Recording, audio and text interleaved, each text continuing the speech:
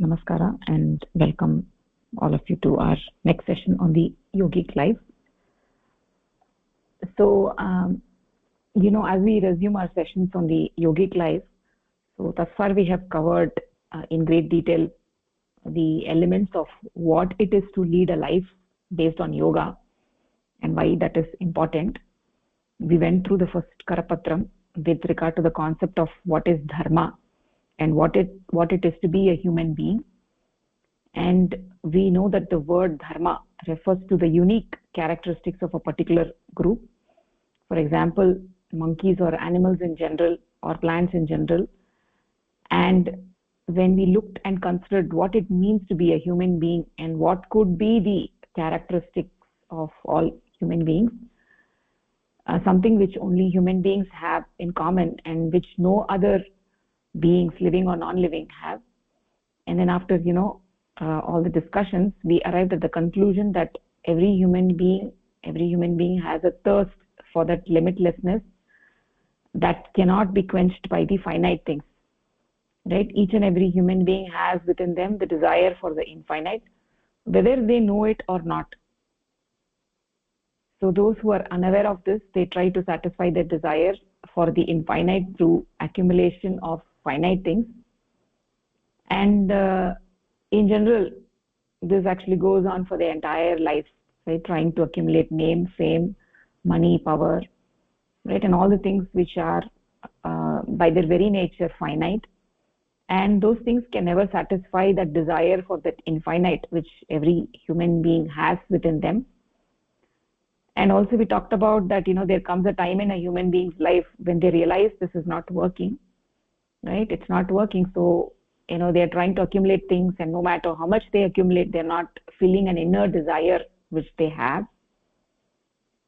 And they may or may not be able to identify that inner need yet, but they realize that something is not matching up, right? Something is not working and they're not happy. They have so much of money, they're so famous, right? They have so much of political power, right? Or they haven't tried to accumulate anything particularly, any of those things particularly, but they have just tried to satisfy their desire for happiness through those usual mundane things in life, family, stable income, etc. So then there comes a time when they feel that this is not working, and then their inner eyes open, right? And they realize that something further is needed, something more is needed. And in their quest to find out what is it that they've come to realize, right? They realize that they have come into this earth, come onto this earth to attain that infinite. And then once that happens, that realization happens, then it is the responsibility of Paramapurusha, Paramatma, at that time to meet that need by having them come in contact with somebody who can help them, guide them along that very path towards the limitlessness. And the name of that path is yoga. Yoga means jivatmanaha paramatmanoho sanyogaha, right? It means it's a merger of the finite with the infinite. And because each and every entity has within them, although they have a time of birth, a time of death, but they also have within them that very entity which is infinite. They have the ability, if they are a human being, to realize that they have that, right? And the life which leads to that realization is called as the yogic life or yoganishta jivanam. So we have talked about the various aspects of that very life, life, the human life, which is trifarious, which is having the sharirika stara, physical aspect, and then manasika stara, mental aspect, and also adhyatmika stara, which is the psychic aspect.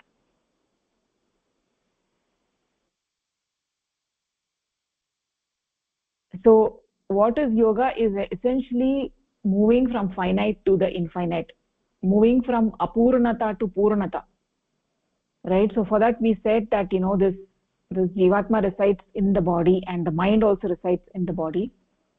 So without the proper base, the mind will not be able to move in its quest forward. So we said that the body needs to be healthy and needs to be balanced. The glands all need to be balanced. It needs to have proper food, sattvic ahara. We talked about all of those.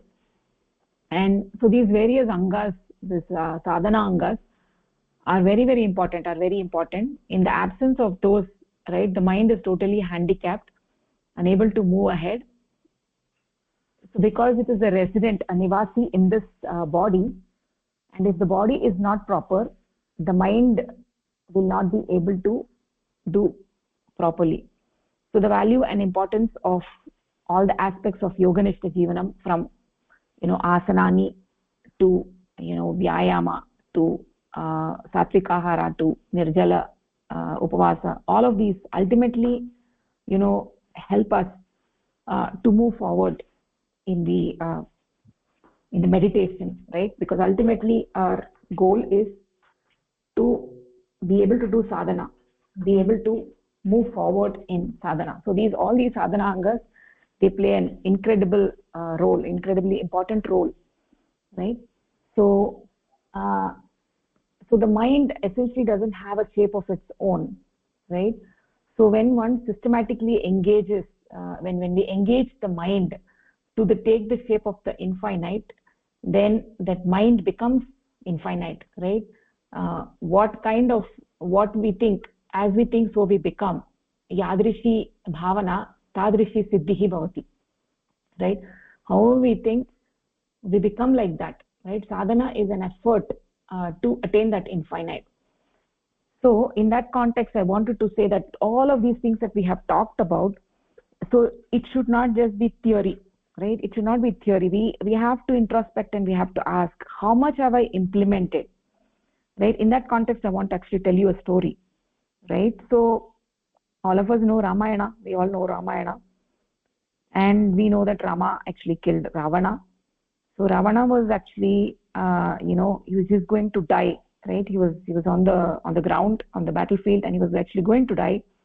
And then Rama actually approached him and asked Ravana, you're such an experienced king, right? And you know so many things, so why don't you give me some upadesha, right? Tell me something that will be helpful to me. So then what did Ravana say? He said, I want to tell you, Ram, I want to tell you two things, right? I want to tell you only two things. One is Shubhasya Shigram. One is Shubhasya Shigram. And the second one is Ashubhasya Kalaharanam.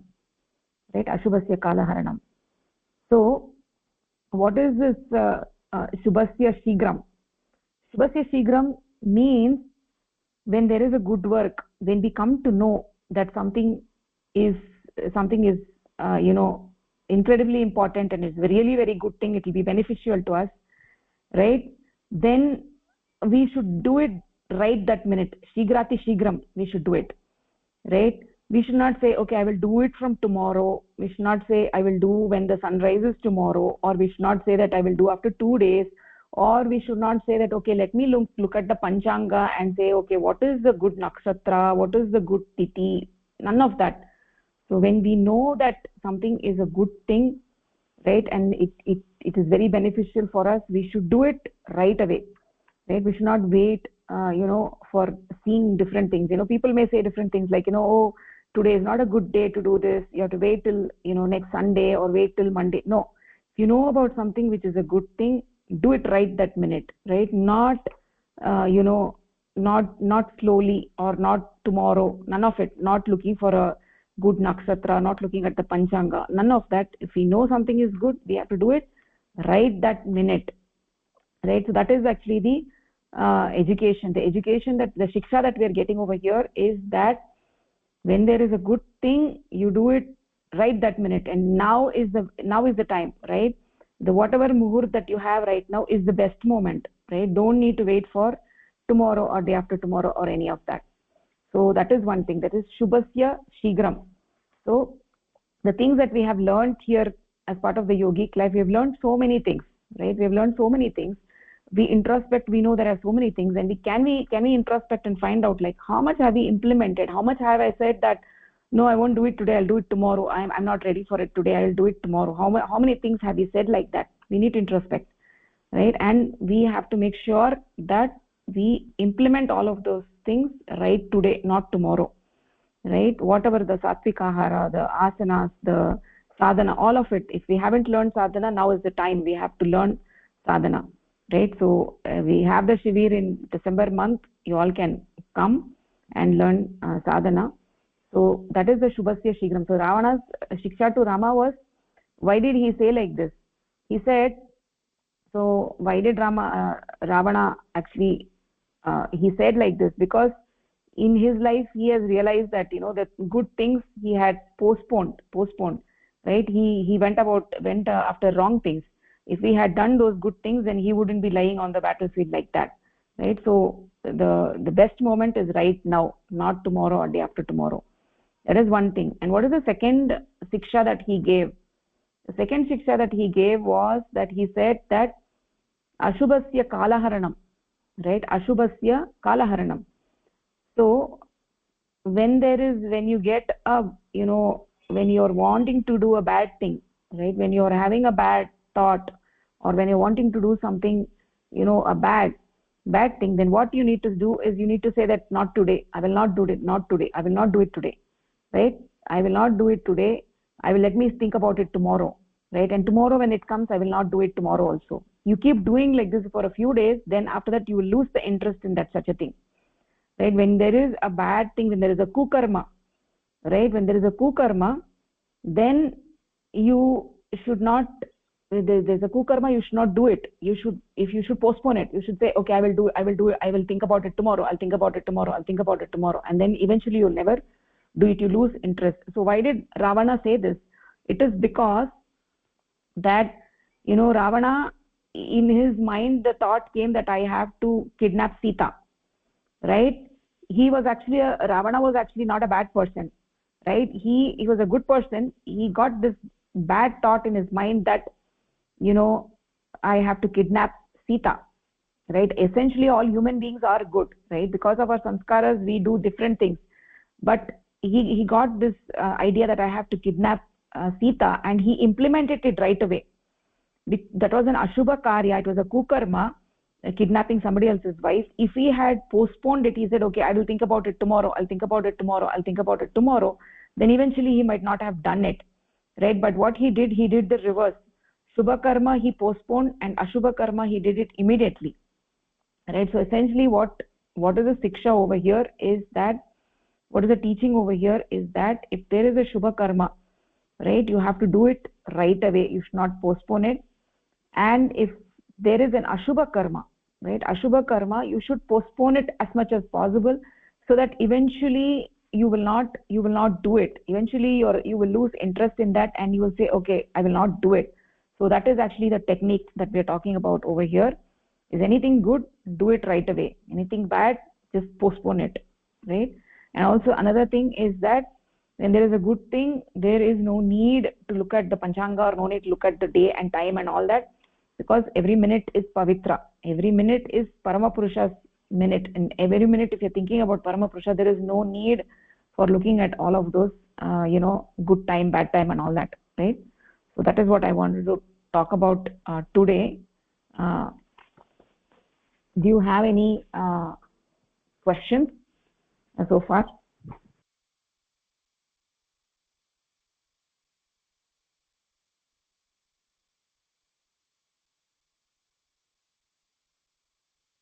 Any questions? Okay, if there's no questions, then we can go towards our pravachan. Okay, so we were actually uh, reading the Karapatra. What is my relationship with the universe and the cosmic entity? That is what we were actually reading. So we have actually seen how this entire Srishti Chakra works, right? How this Srishti Chakra beautifully works, and also we learned what our place is in it, right? In the Srishti Chakra. That is to say that we get born as human beings at 10 o'clock, and we are the first and the only one who are the doers of actions, right?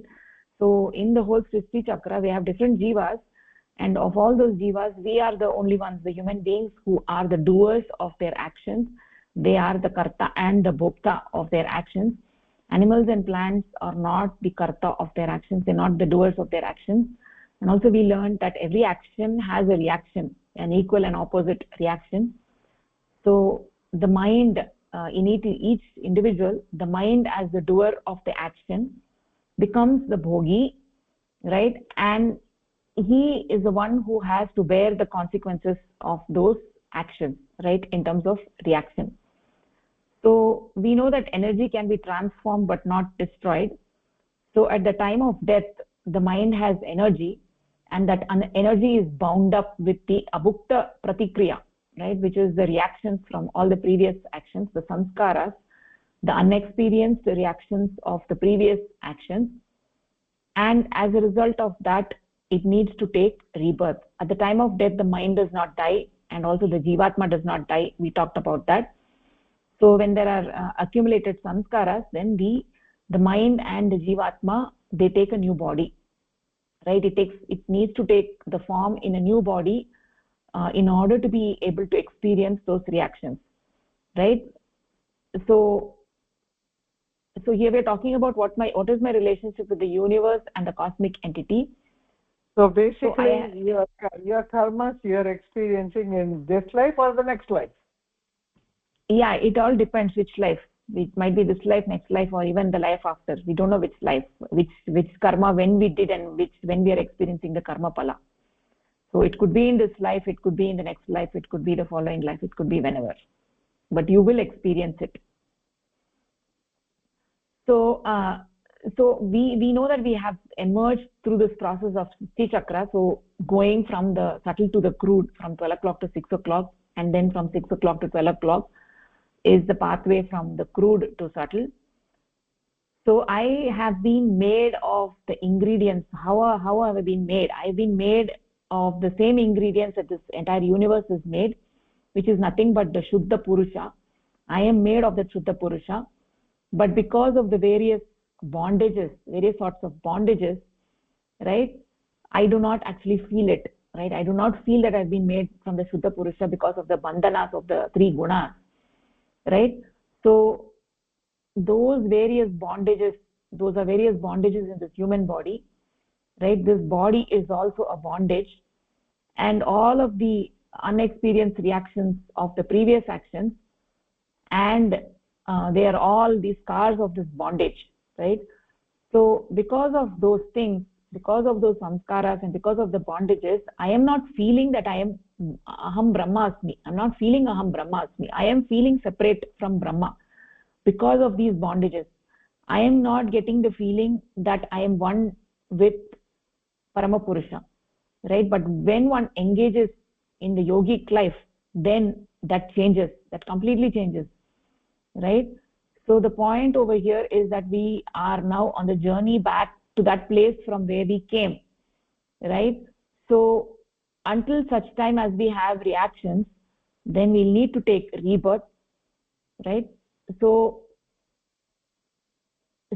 until that mind is in a body, right, if the mind is not in a body and the jivatma is not in a body, then it cannot experience this samskaras, the reactions to the previous actions. It all remains in a suspended state as a potential reaction, right? So they are samskaras. So we actually talked about an example of the ball getting depressed by an action, and it has to get back to its normal form, right? When there's a depression, it has to get back to a normal form. So the mind is also like a ball. So when we do an action, it gets a depression, and it has to restore that depression through these reactions, these potential reactions. So we need to get back to the normal form, and that is what forces the rebirth, because the samskaras depress the mind, right? So it's depressed means not necessarily actually depressing, but it is in the sense, like, just to give you an upama, just like in the sense of how it is depressing a rubber ball, it's something like that. There is a modification in the mind, and it has to restore back to the original form, right? It has to come back to the normal shape.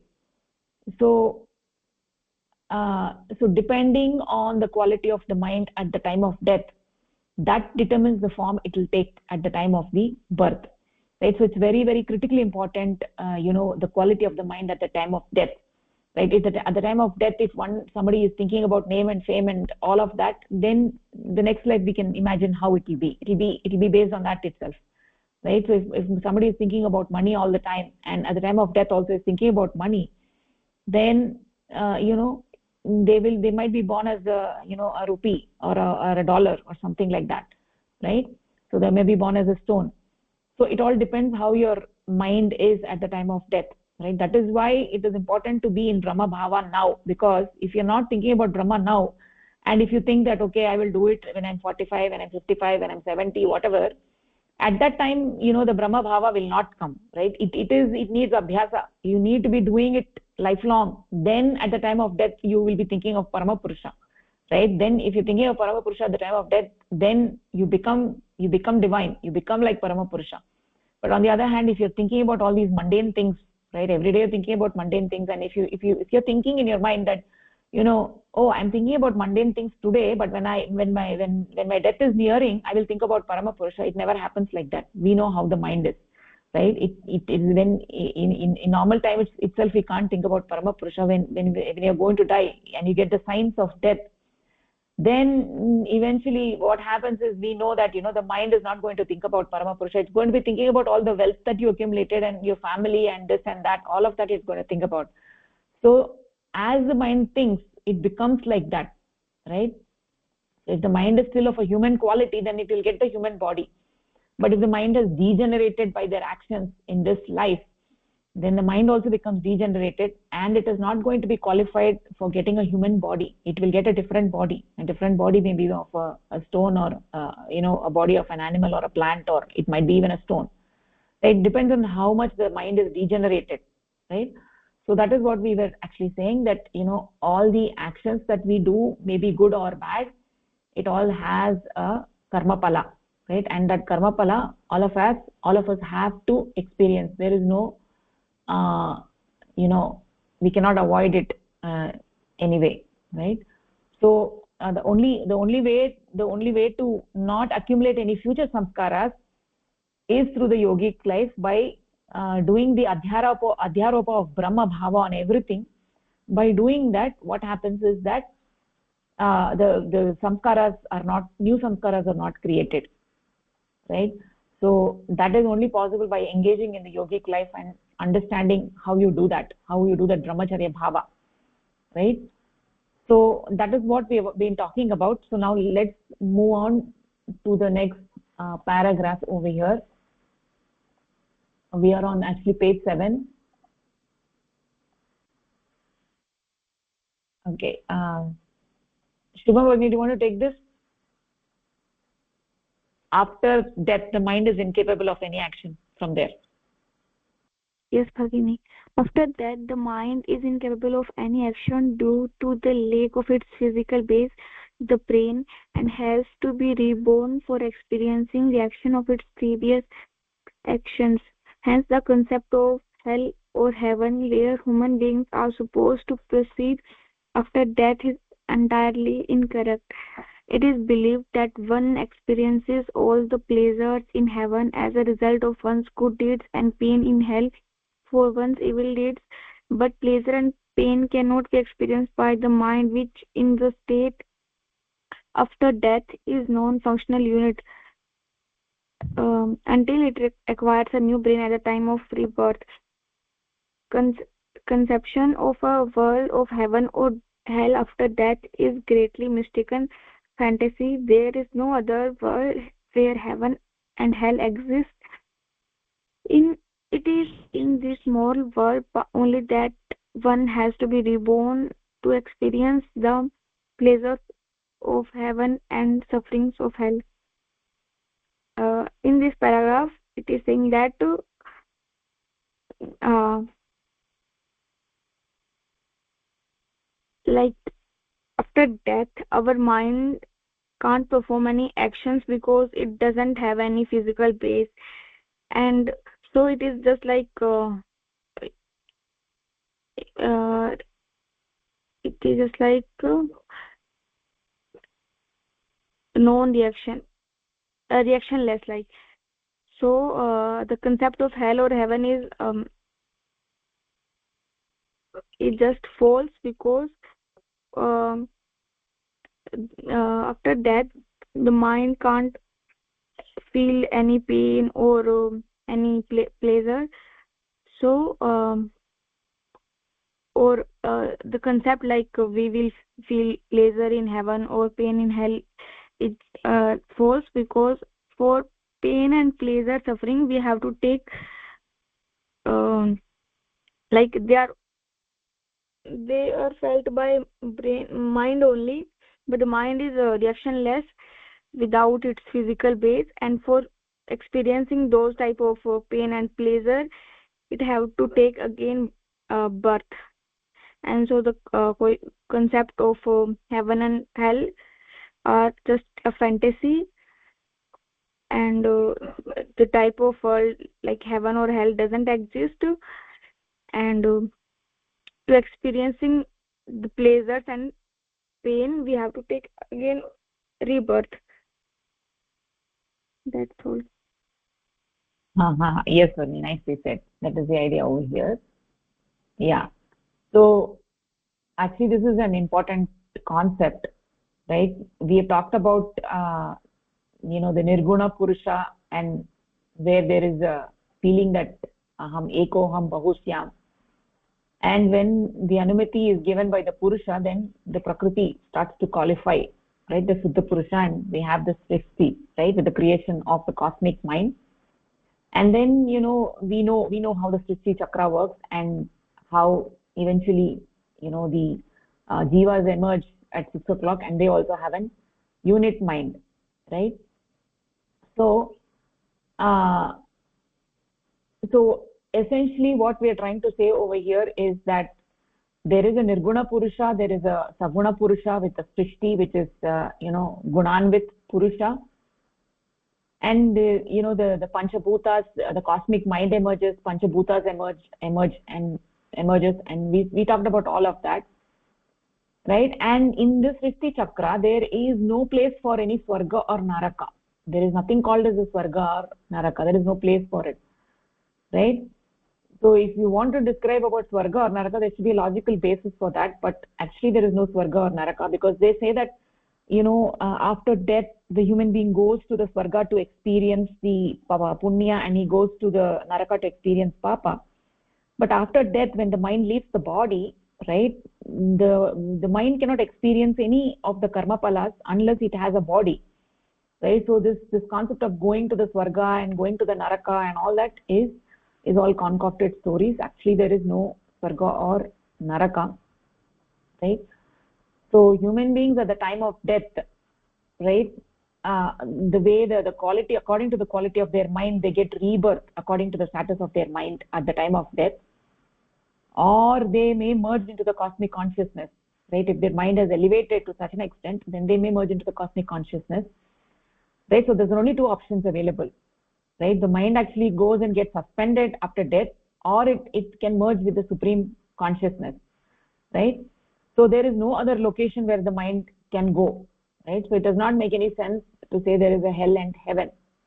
Either one is living in this world, and right, or after death the mind is getting suspended, right? It is hanging along with the samskaras and along with the jivatma, waiting for a new body, right? And essentially what is hell and heaven? Hell and heaven are actually states of the mind, right, that are experienced by living in the universe, either on this planet or some other planet, right? So when the mind is in a good state and is experiencing, is thinking about Paramapurusha and is in bliss, right, that is actually heaven. When the mind is calm and there is shanti, right, there is a shanti all the levels, adi bhautika, adi devika, adhyatmika stara, there is shanti, then it is, the mind is in heaven. And if there is no shanti, in all the three levels, then the mind is in hell, right? So when somebody is in a body, as a human being, right, then the body has a mind, right, and also has a jivatma, and in that body it experiences the heaven and hell, living in the universe, right? When somebody is leading a yogic life, the yoganishta jivanam, then they are living in heaven because they are engaged in sadhana, they are experiencing bliss, right? And who is not engaged in this, right, they're experiencing hell on this very planet due to their way of life, right? Because either at the physical level you have suffering, or you have suffering at the mental level, or you have suffering at the psychic level, right? So essentially there is no physical location called as heaven or hell, right? There is no place for it in the Srishti Chakra, and actually there is no need for it, there is no reason for it, right? So it is just it is actually, even if it was a kalpanik, even if it was an imaginary place, right? So even if, let's say, there is an imaginary place called Swarga and Naraka, even then, nobody will be able to experience any karma pala there. Nobody will be able to experience the papa and punya there, because without a human body, one cannot experience it. They cannot have any type of experience.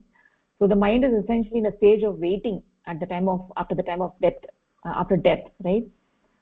So at the time of death, when the mind leaves the body, it is waiting to take rebirth unless it is merged with Paramapurusha, right? Because there are this abhukta pratikriya, because of the sanskaras, right, due to which it has to take a rebirth, right? And it is just waiting to get the appropriate body. It is not like right after death one will get the appropriate body, right? We need the appropriate body to experience the right samskaras, right? So till we get the right body so that it can experience all the samskaras, the karma palas, it will be hanging, it will just be in waiting mode, right? So that is what this paragraph is talking about. And almost all the religions of the world talk about this heaven and hell, right? But it's talked about in heavily in the Puranas and all that. But actually speaking, there is no physical location of heaven or hell. Heaven or hell is a state of the mind, right? It's only a state of the mind, right? So that we need to understand properly, right? So that is what has been expressed in this paragraph. Okay. So we'll go to the next paragraph. Chandrasekhar Mohdaya.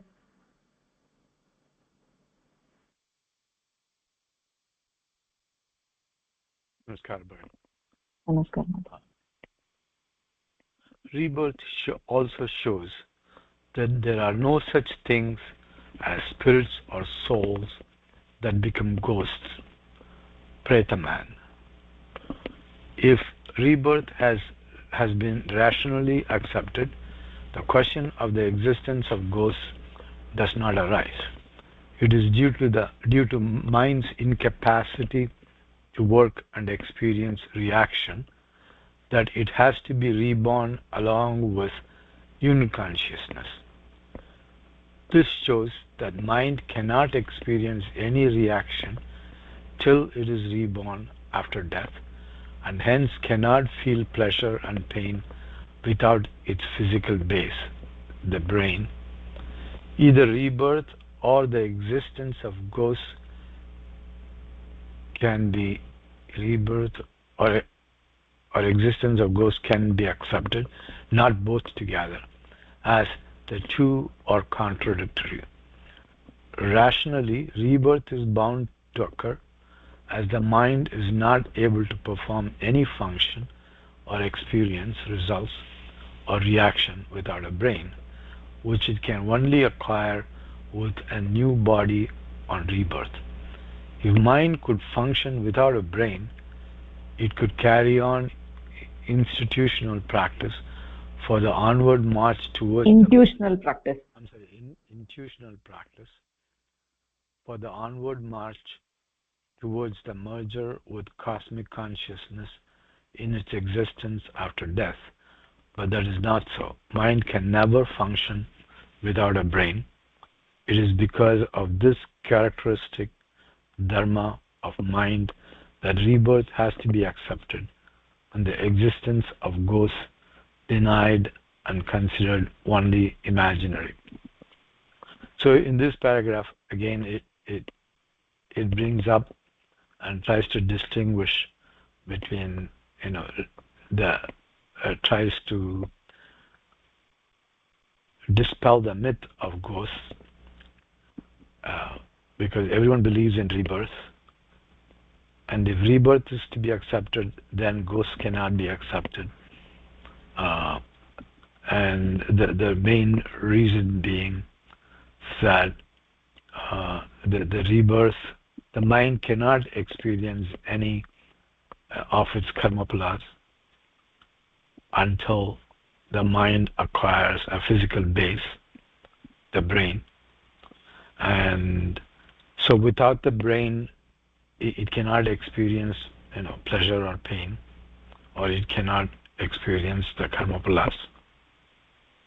And if that's true, and if rebirth is, you know is to be accepted, then the ghost, cannot be accepted, uh, because ghosts or those entities that don't have a brain and can exist, in which case that they can experience the karma plus.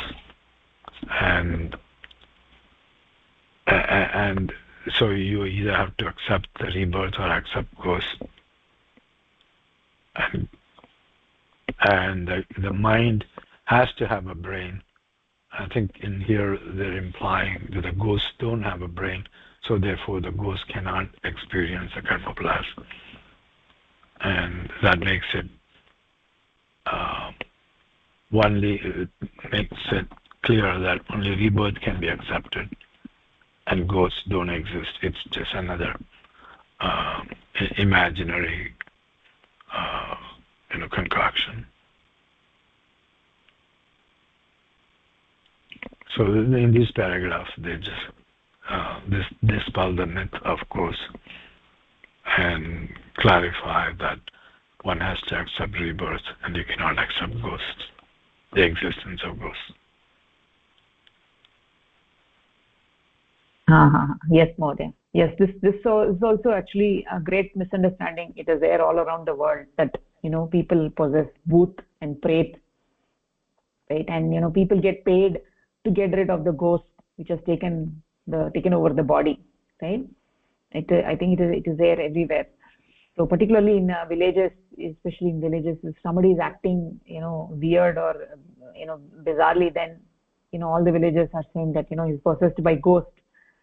And so the person is acting weird because he has mental illness, right? That the person has a psychic disease, a mental illness, and because of that they start having delusions that somebody has taken over them, or all kinds of various behaviors which we seen actually go on, right?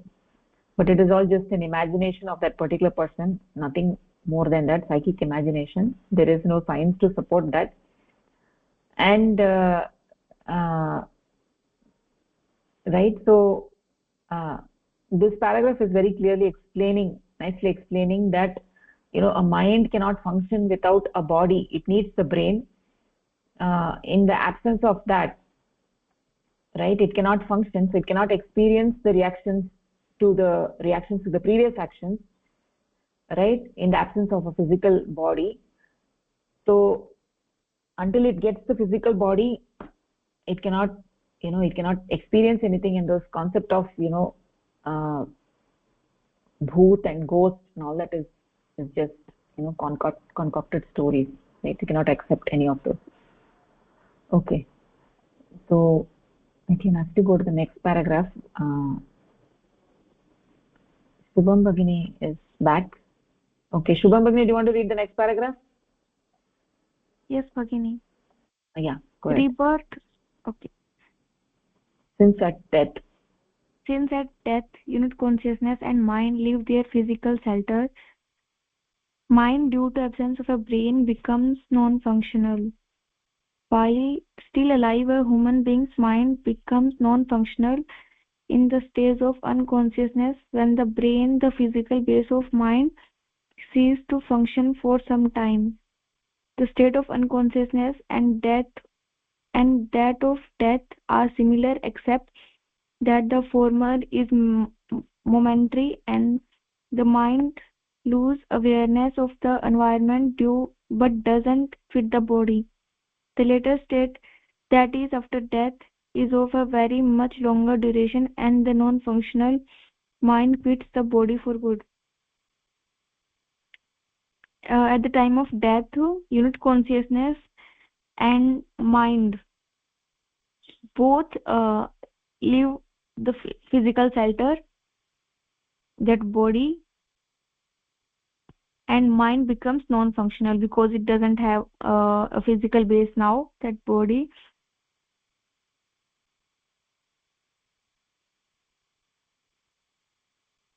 And when we are alive, that mind can also become non-functional in case of unconsciousness, when that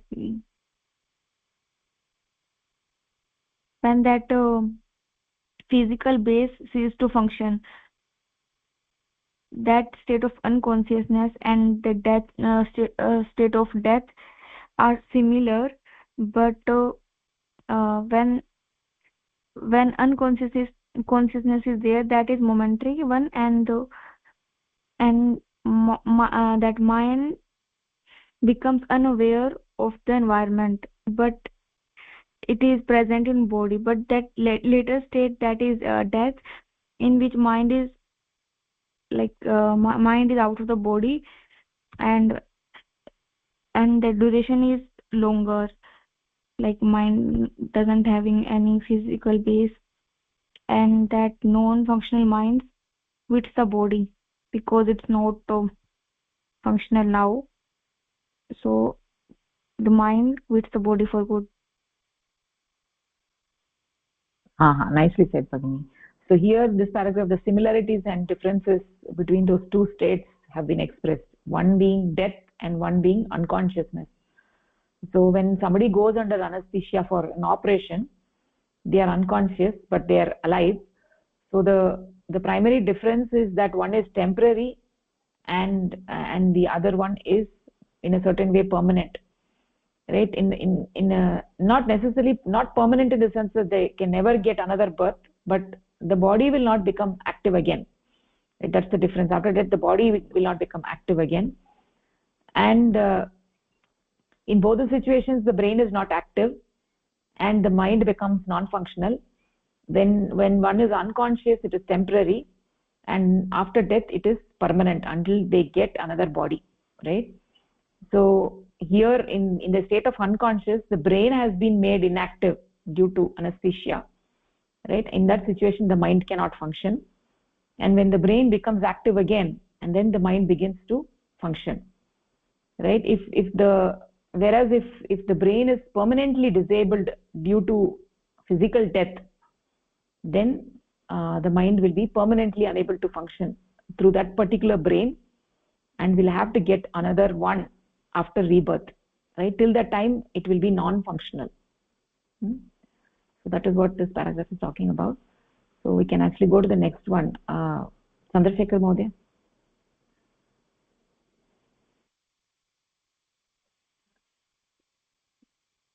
Consciousness and its principle, Prakriti, are inseparable counterparts. When unit consciousness leaves the physical body, which is Prakriti's creation, mind also leaves the body and takes the shelter of unit consciousness. Mind, even at this stage, is deformed due to the actions performed before death. In order to return to its normal form, mind will have to experience the reactions which human beings feel as pleasure and pain as a result of their deeds.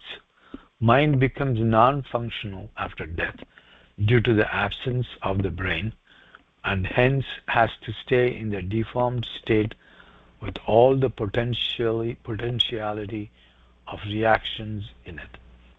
It is in this state of reactions, in their potentiality, that the mind quits the body and takes the shelter of unit consciousness.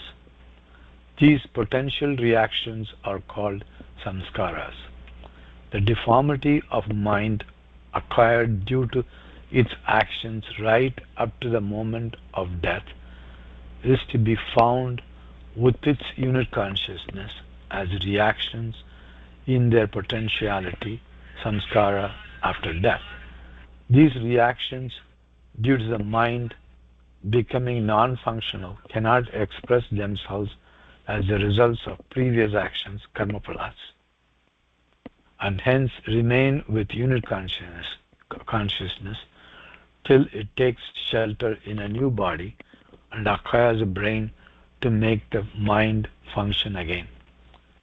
So in this paragraph, it's trying to further elaborate on what the mind goes through after death or after the body's death. And when the mind leaves the body, it goes along with the unit consciousness, or takes a shelter with the unit consciousness. Basically, it goes along with the unit consciousness. The unit consciousness and the mind are paired together all the time till the unit consciousness attains mukti. So the mind is in here they call it in a deformed state, but basically the mind that has all the samskaras that it has experienced, and the reactions that's due for it to experience for all the karma plus. They are pending, and it goes with the mind as it takes shelter within the unit consciousness after the body's death. And it cannot exhaust those karma phalas until it finds another physical body and a brain to experience the pain and the pleasure. So basically that potentiality, or that this thing of karma phalas, collection of the reactions, it's called samskaras. The mind does come with a body in each birth with samskaras from all its previous lives, and it adds to that samskara in all the agama karma from this life, and then leaves at the death with the samskaras that haven't been exhausted and the samskaras that got added in the karmas that was committed in this birth. So the mind with all the samskaras is waiting in the shelter of unit consciousness and waiting for the next body or the brain to be able to experience and exhaust its karma phalas. So yes, in this day, introducing the concept samskaras and the concept of continued possessing that and taking shelter in the unit consciousness. But I think even before, in different ways, they've said the mind and the unit consciousness, they are together. The mind stays with the unit consciousness until unit consciousness merges with the cosmic consciousness. Yeah. Yes, Maureen. Nicely said. So over here, I just want to make one thing clear in terms of terminology. What is the difference between samskara and karmapala? Right? Samskara and karmapala. Samskara is potential. The reaction is in a potential form. It is like a baggage, right? So when somebody takes an action, then that reaction hasn't expressed yet, right? So long as until the time it actually expresses, it is in a potential form, and that potential reaction is known as samskara. And when it actually takes the form, when something happens, the reaction happens, then that is karmapala, right? So when the samskara becomes manifest, then it is karmapala, right? Which is due to what we have done, due to an action, original action that had taken place in the prior birth. That is what is the actual occurrence is called as the karmapala. When it exists in a potential form, it is called as the samskara. It is due to those potential reactions to the previous action. So here the word is potential. The potential is very important, that somebody has to take rebirth. It is because of these potential reactions we have to take rebirth. And the mind remains as a particular unit with a unit consciousness after death. because it is still bound up. It is still bound up by the bandhana, right? Because of those potential reactions, the samskaras. And when one actually takes birth, right, then their personality is actually shaped by those samskaras, right? Their actual personality, the vyaktitva of that person is actually shaped by the potential samskara, the potential reactions or the samskaras, right? So that is the difference between the karma phala and samskaras.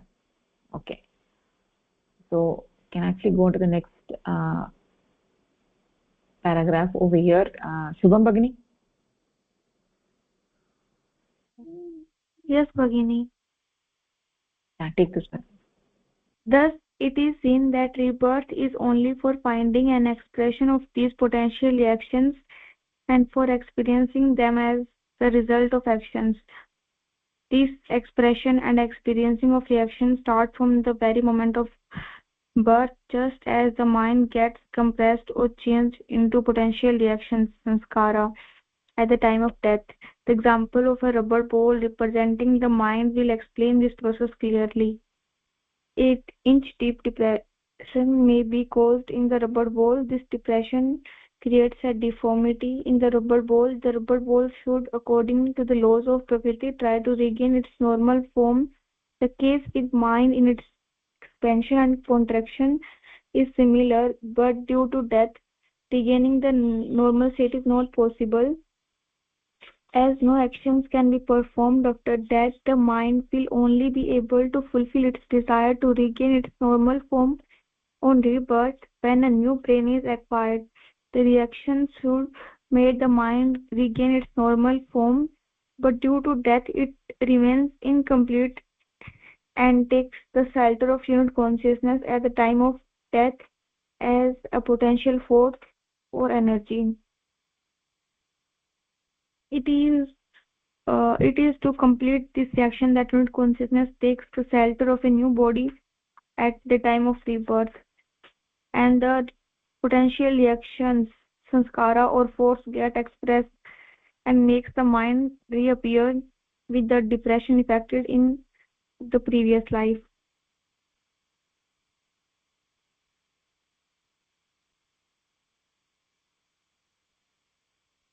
Uh, it is saying that is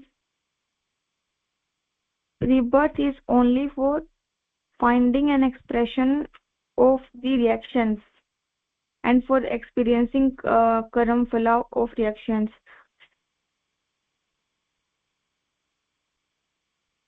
and that experiencing of reactions, that karam phala, starts from the birth only.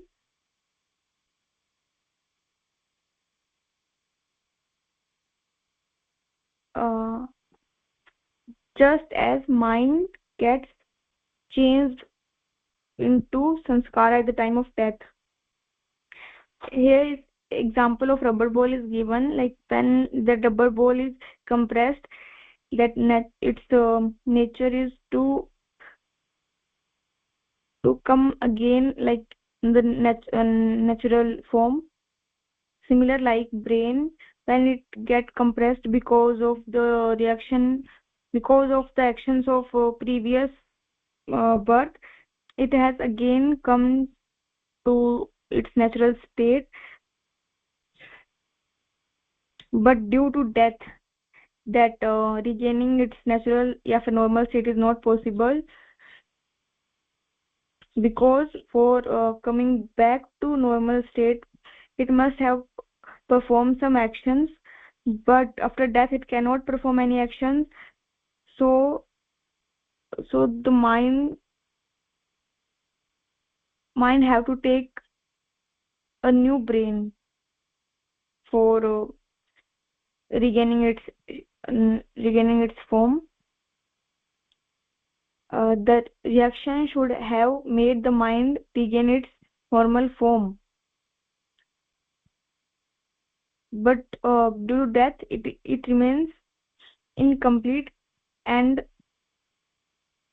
takes the shelter of unit consciousness at the time of death as a potential force or energy, sanskara.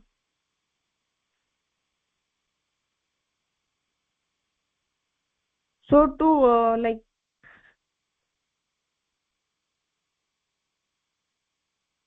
to experience those karam phala, that unit consciousness have to take rebirth into a new body, and that sanskara, that forces have to express and again bring the mind to its normal state that is affected in that previous birth.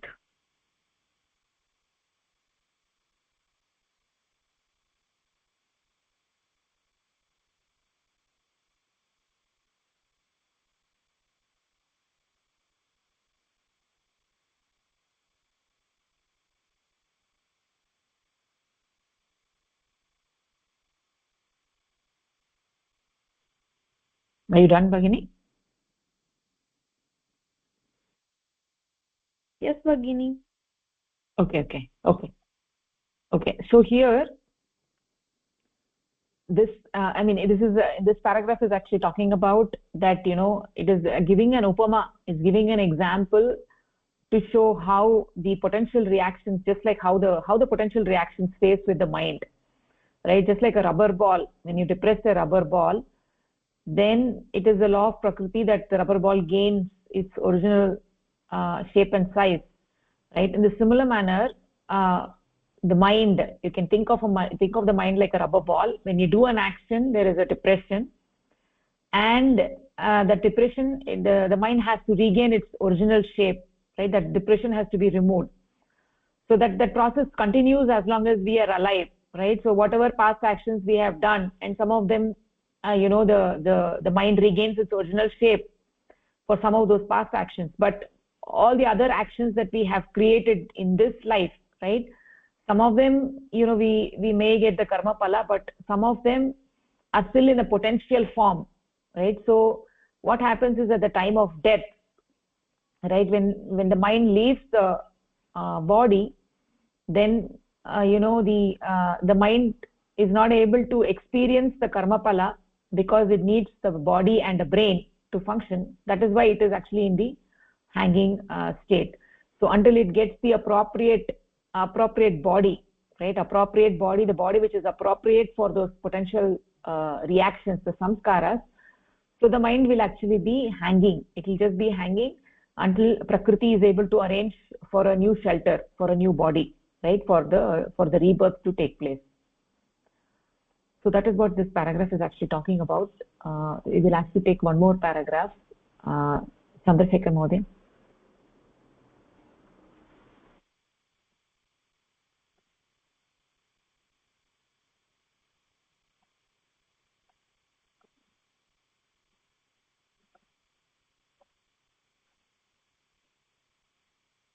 Mohdaya, are there? Chandrasekhar Mohdaya, you're on mute. I'm sorry. I didn't. Yeah. I've been Yeah. reading without. Sure. I had it muted. Okay. Action, whether good or bad, it causes deformity in the mind, and in the process of regaining its normal form, one experiences as reactions good results for good deeds and bad results for bad ones. After death, mind takes the shelter of unit consciousness as reaction in its potentiality, samskara. The unit consciousness, in order to have those potential reactions expressed, will have to seek a body suitable for the expression of these reactions. For instance, Rama dies and his mind takes the shelter of his unit consciousness as reactions in their potentiality, and Rama, according to his actions in this life, should experience as reaction karmapala, the pain equivalent in mental measure to a fracture of an arm at the age of 8, the happiness of getting a fortune at the age of 10, and the suffering of becoming fatherless at the age of 11, he left to experience all this as his deformed mind regains its normal form. So in this paragraph, again, it continues to elaborate on the transformation that the mind goes through, or the unit consciousness.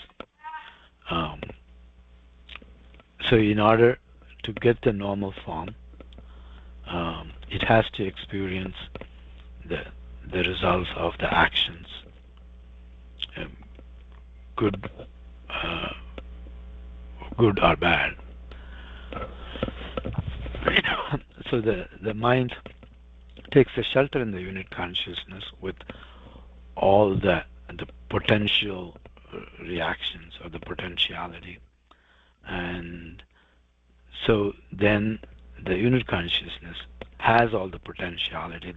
So the mind is in the form of the potentiality, and it takes a shelter in the unit consciousness. Now the unit consciousness has all the potentiality, and it has to find a body to, express and to give a mechanism for the potentiality to express itself. And so in here, it goes an example of Rama with the potentiality of several good and bad actions, and says that the unit consciousness has to get a body because it has Rama's potentiality in it, and it's looking to express those potentialities through another body, so that the mind can get back to its original normal form. So this just elaborates another and illustrates another aspect of the mind and the unit consciousness after death.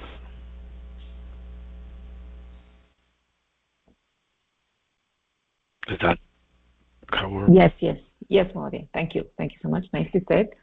So that is the thing over here, that human beings, as the doers of their actions, human beings are the karta and the bhokta, in contrast to animals and plants, right? Animals and plants, they're not the karta or the bhokta. So human beings will have to experience the results of those actions, which forces rebirth, right? So essentially actions are of two types, right? The original actions and the actions which are happening in reaction to the previous actions, right? So either in this life or prior life, which are the the samskaras, right? So there are pratyaya mula karma and sanskara mula karma. So two types of actions in the world: things which we do on purpose and things which we don't do on purpose, or which we don't do per se, but which happen to us, right?